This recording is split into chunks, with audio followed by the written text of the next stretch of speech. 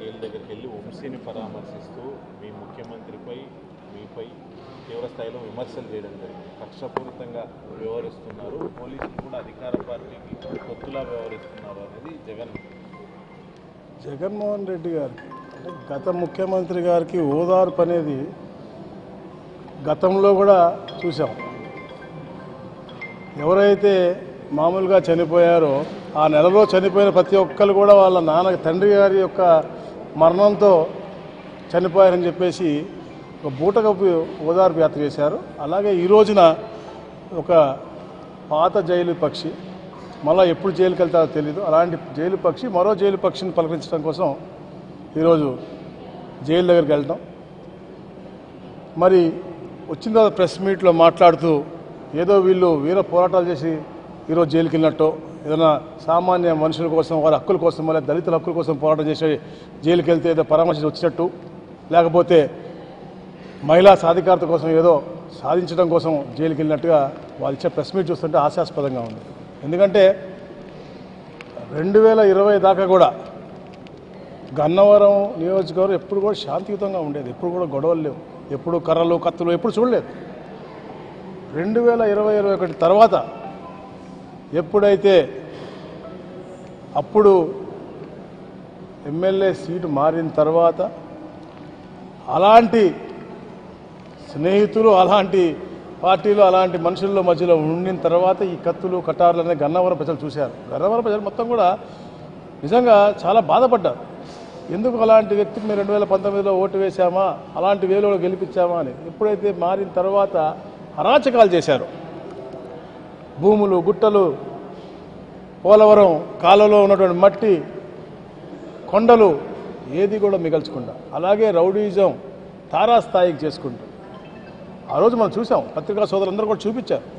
బస్సులు పక్కన బస్సులు కానీ అలాగే ఇంటి ఆఫీసు బయట ఉన్నటువంటి కార్లు కానీ ఫర్నిచర్ కానీ అన్నీ కూడా మంటల్లో కాలిపోతూ ఉంటే మా నాయకులు అక్కడికి వెళ్ళినప్పుడు వాళ్ళ మీద దాడి చేసి, దాంతోపాటు అదే వైసీపీ నాయకులు అక్కడ ఉన్నటువంటి అప్పుడు జగన్మోహన్ రెడ్డి ఏదైతే చెప్పుకుంటా ఉన్నాడు కనకారావు అనేసి అతని తల కూడా బాగుంటుంది వైసీపీ నాయకులు కాదా అని అడుగుతా ఉన్నాను.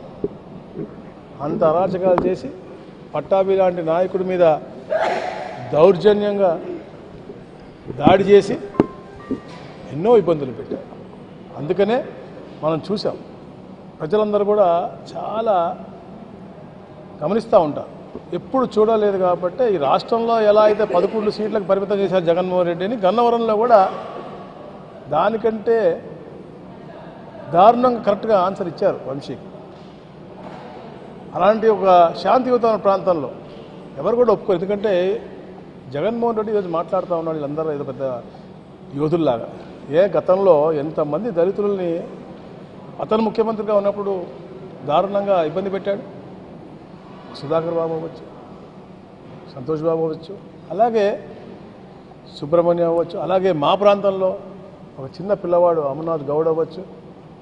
వాటి గురించి మాట్లాడకుండా ఈరోజు రౌడీజం చేసి గుండాయిజం చేసి ప్రజల ధనాన్ని లాక్కున్నటువంటి వ్యక్తుల దగ్గరికి వెళ్ళి పరామర్శిస్తూ దాని తర్వాత ఈ ప్రభుత్వాన్ని ఇలా విమర్శించడం అనేది. ఎందుకంటే ఇది మంచి ప్రభుత్వం, ప్రజాహితం కోరే ప్రభుత్వం, తప్పకుండా ఒక సుపరిపాలన ఇవ్వాలి, మంచి పరిపాలన ఇవ్వాలి. ఎట్లాగైతే మేము హామీలు ఇచ్చామో అవి ఎలా ఫుల్ఫిల్ చేయాలని చెప్పి 6 నిమిషాలు రోజుకి 20 గంటలు కష్టపడుతూ ముఖ్యమంత్రి గారు వెల్త్ క్రియేట్ చేస్తూ అన్ని హామీలు కూడా పూర్తి చేయాలని లక్ష్యంతో పనిచేస్తూ ఉన్నాం.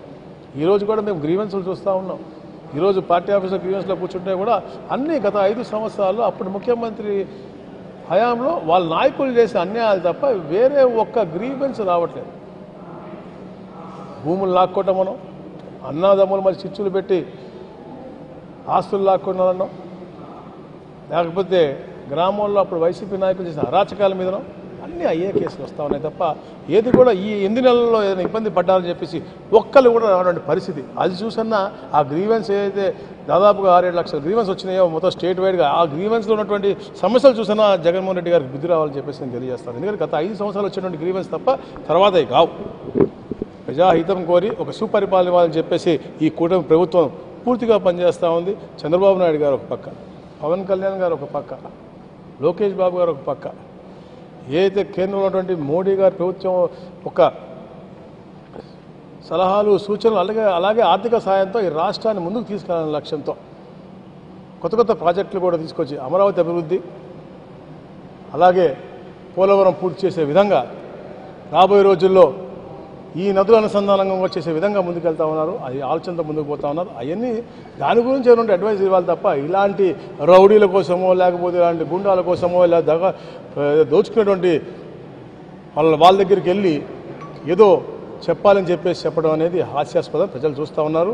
ఆ 11లో పక్కన ఒకరు కూడా పోయే రోజు తప్పకుండా ముందుకు వస్తుందని చెప్పేసి కూడా నేను తెలియజేస్తాను. చెప్తా ఉన్నా కదా, కొండలు గుట్టలు కాలువలు ఏది కూడా మిగిల్చుకుని దోచుకున్నట్టు వ్యక్తి. దాంతోపాటు ఏదైతే ఈ ప్రజల ఆస్తుల్ని కూడా దాచుకుంటామని చెప్పేసి తెలుసుకుని అలాగే మా నాయకుల వరకు వెళ్తే వాళ్ళపై దాడి చేసిన మనం విజువల్స్ అన్ని కూడా మనం చూసాం. ఇప్పుడు అతను కాల్చాడు తప్ప కార్లను కానీ ఫర్నిచర్ కానీ మనోళ్ళు వెళ్ళి వాళ్ళ ఇంటి మీద కానీ వాళ్ళ ప్లేసులు వెళ్ళింది కాదు కదా. తెలుగుదేశం పార్టీ ఆఫీస్ మీద దాడి జరిగింది, తెలుగుదేశం పార్టీ నాయకుల మీద దాడి జరిగింది. మళ్ళా మొన్న ఎవరైతే కేసు పెట్టారో అతను కిడ్నాప్ చేసినటువంటి పరిస్థితి మనం చూస్తా ఉన్నాం. కిడ్నాప్ చేసిన వ్యక్తే వచ్చి చెప్పాడు కిడ్నాప్ చేశారు అనేది. సో ఈరోజు కూడా వాళ్ళు తప్పులు చేసి మళ్ళీ వాళ్ళు బెదిరించే ధోరణిలో ఇప్పుడు వాళ్ళు చెప్తా ఉన్నాడు. పాత ముఖ్యమంత్రి గారు గత ముఖ్యమంత్రి గారు సప్త సముద్రాలు దాటున్నా కూడా ఎవరిని వదలమని. ఇది కంప్యూటర్ యుగం. గతంలో మనం చెప్పేవాళ్ళం వచ్చే జన్మలో పాపాలు ఇప్పుడు చేస్తే నెక్స్ట్ జన్మలో వస్తుంది, కానీ ఈ పాపాలు ఈ జన్మలోనే వస్తాయి తప్పకుండా.